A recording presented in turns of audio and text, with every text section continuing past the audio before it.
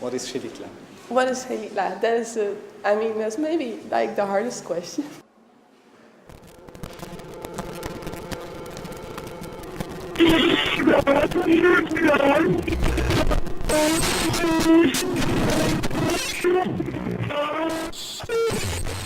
Personally, I think that you could describe Xilitla as a video game, but maybe that's just a joke.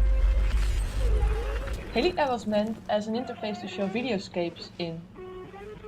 Videoscapes started out as kind of basic technological inquiry or basic glitch research, but it grew more into material research.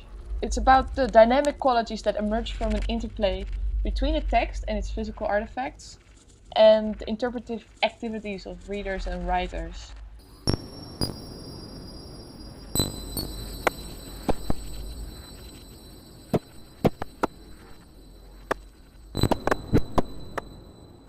Videoscapes is maybe best understood as research based on the work by the Canadian composer Murray Schafer. Schafer did research into the audience's listening capabilities, and he tried to teach them what it means to listen. He believed that although human beings don't have earlids, the conventions through which we approach the sounds have become some form of earlids themselves, because we use them as a filter. He did this by playing the sounds from behind a black veil, from instruments that the audience didn't know, so the audience could really only approach the sound by really listen again.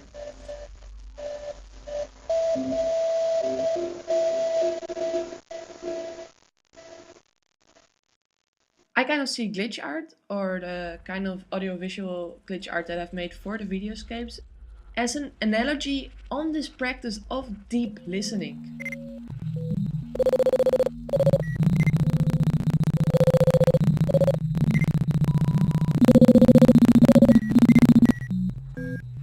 But the stupid thing that I did was I made all these critical videos and then I embedded them in all these conventional YouTube and Vimeo interfaces. So I had all these critical videos for the videoscapes that were supposed to make it possible to deep listen via a black veil of glitch, but then I played them in conventional players such as YouTube and Vimeo, and it just transformed into cliché video art. So Xilitla is kind of the outcome of me trying to build an interface to play all these videos, not in a traditional online player, kind of in an awkward environment.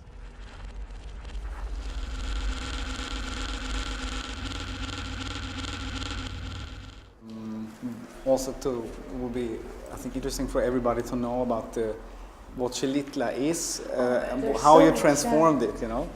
Okay, we go there. So Xilitla. Xilitla is a little village. It took me 10 hours to get there with this bus, and you go from the desert and it changes quite dramatically. Suddenly you're in the rainforest or like a tropical forest, and there's this part made by Edward James. He went to Mexico and he built his life work, which is this surrealist environment with these concrete architectural things. These are photos of Xilitla. So you have all these like weird concrete structures with staircases that go to nowhere. So I used all these kind of architectural artifacts also in the video game.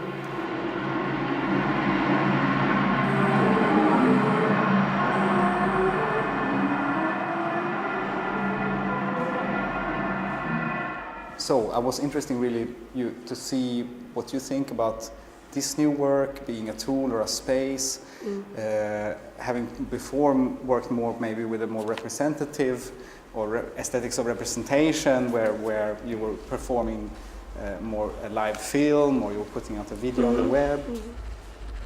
I mean, when you're working on a piece of art or when you're starting a theoretical question, you grow into it and you write about it, you research, and it develops, and sometimes the beginning question is not per se the end question. I think that's really okay, that is nice.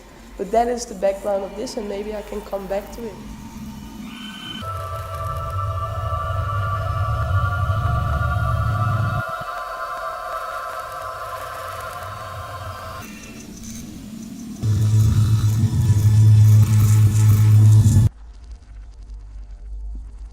I think the work that I've done for Videoscapes has moved from an interface for video to a performance tool.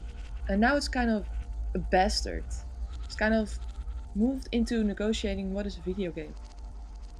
There's definitely game elements to what Xilitla is right now, but both Wired Germany and the Dutch Game Fund have written that it's not really a video game.